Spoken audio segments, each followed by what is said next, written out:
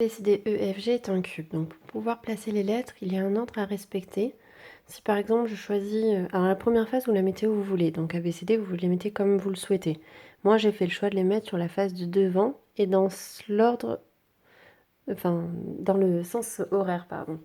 Du coup pour faire EFGH pareil, comme j'ai commencé pour A en haut à gauche, bah pour eux je commence en haut à gauche et ensuite sens horaire. Du coup, ce que je vous ai mis là, c'est comme je sais que ABCDEFGH est un cube, je sais que EFGH, la face qui est derrière, pour moi, elle pourrait être ailleurs pour vous. Du coup, celle-ci, c'est un carré. Mais comme c'est un carré, ça veut dire que ce que j'ai fait là en bleu, donc le triangle EFG, du coup, il est rectangle en F, parce qu'un carré a 4 angles droits. Je peux donc utiliser le théorème de Pythagore. Alors, je vous rappelle que si l'hypoténuse au carré, donc le côté qui est en face de l'angle droit, qui doit être égal à la somme des deux autres côtés au carré, donc EF au carré et FG au carré. J'ai un cube de côté 8, donc EF mesure 8, FG mesure 8. Donc 8 au carré, ça fait 128. Je tape racine de 128 sur ma calculatrice, comme vous pouvez le voir là. Donc la valeur exacte, c'est 8 racine de 2, et la valeur rapprochée, c'est 11,3. Ce que j'ai écrit ici. Ensuite, on me dit qu'on admet que ACGE, donc ce que j'ai représenté en vert, c'est un rectangle. Et j'aimerais déterminer la mesure de l'angle AGE. Donc j'aimerais déterminer cet angle-là. Donc pour pouvoir déterminer cet angle-là, je vais me dire, bon, vu qu'on vient de dire que c'est un rectangle, ça veut dire que là, j'ai un angle droit. Donc AGE est un triangle rectangle en E. Je connais la longueur AE, je connais la longueur EG, je viens de la calculer. AE, je la connais parce que c'est un cube de côté 8. Et du coup, pour trouver l'angle, j'ai le côté opposé et j'ai le côté adjacent. Donc, comme on a dit que c'était K auto A, donc si je l'écris, là j'ai besoin de l'adjacent, l'hypoténuse, c'est pas le cas ici. Là j'ai besoin de l'opposé, l'hypoténuse, c'est pas le cas ici. Et par contre, j'ai l'opposé et l'adjacent, donc je vais utiliser celui-ci.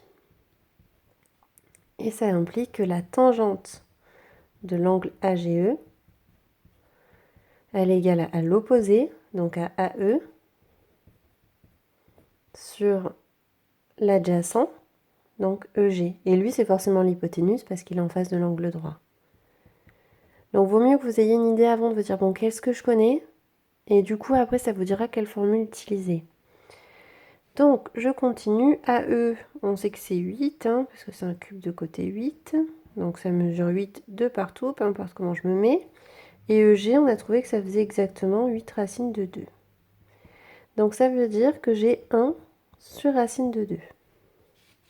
Et maintenant, avec la calculatrice, pardon, j'étais en train de tout décaler. Avec la calculatrice, je vais chercher un angle dont la tangente est 1 sur racine de 2. Donc pour faire ça, si vous vous souvenez de vos cours l'an dernier, c'est Shift tangente et le calcul que l'on veut. Donc 1 divisé par racine de 2.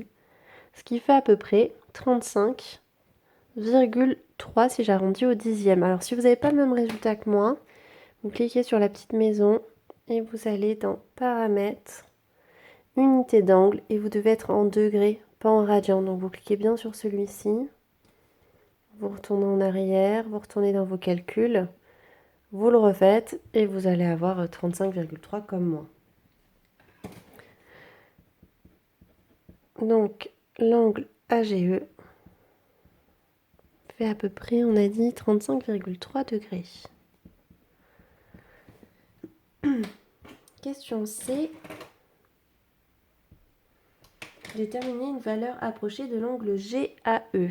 Donc maintenant, celui qu'on veut, c'est celui-ci. Alors là, je vais faire plus simple que ce qu'on a fait jusqu'à présent. Je vous rappelle que dans un triangle, la somme des angles vaut 180 degrés.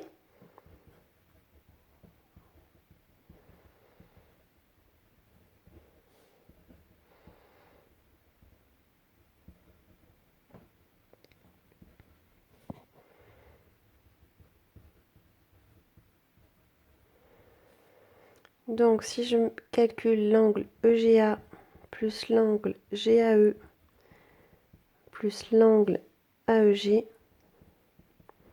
ça doit faire 180 et il y en a 2 que je connais. EGA, je viens de le calculer, c'est 35,3. Oh, pardon, il faut que j'enlève mon petit chapeau.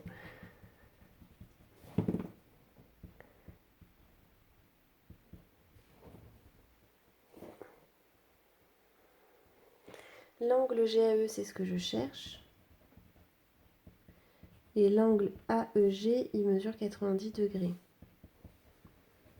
Du coup, GAE, c'est égal à 180 degrés, auquel j'enlève 90 et 35,3.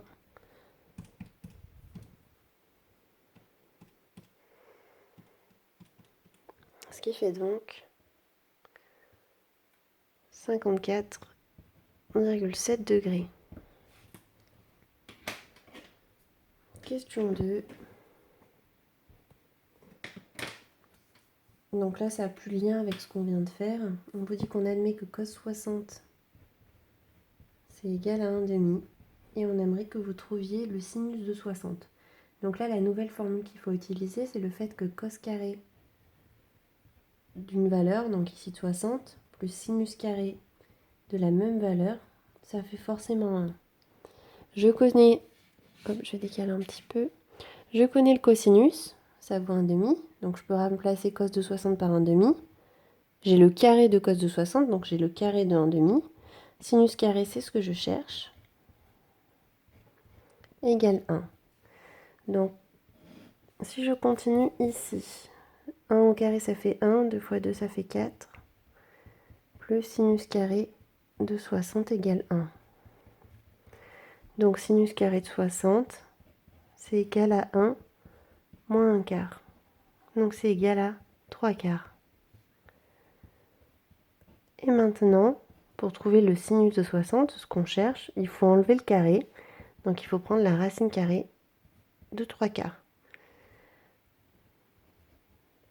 La racine carrée de 3, ben, c'est racine carrée de 3. Et la racine carrée de 4, c'est 2. Parce que 2 fois 2, ça fait 4.